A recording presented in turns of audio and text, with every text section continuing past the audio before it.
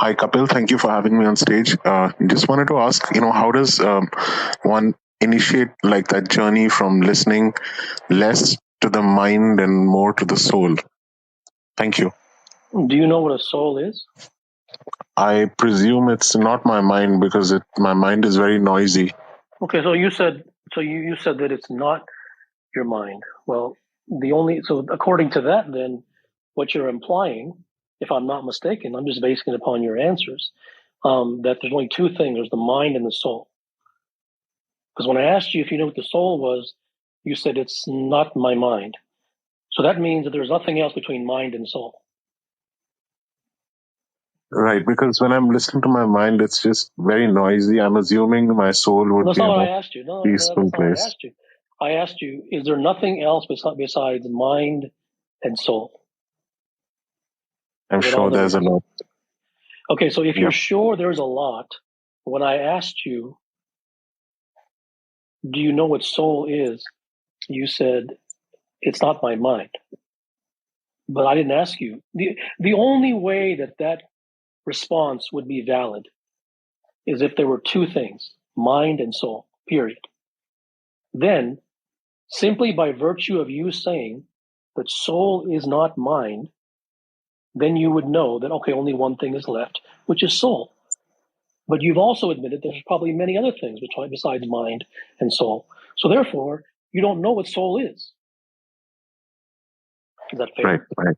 Okay. Right. Thank you. So, no, and I'm not denigrating you.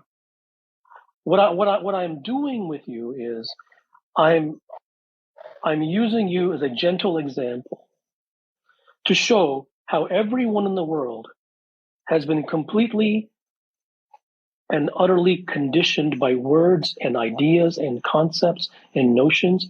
They throw around words because the words have been thrown to them, not having any meaning, no context.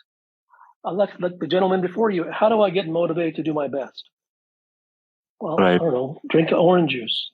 And if motivation is going to get you, when you walk in the door, if you're motivated, the boss is going to give you a big hug and a kiss.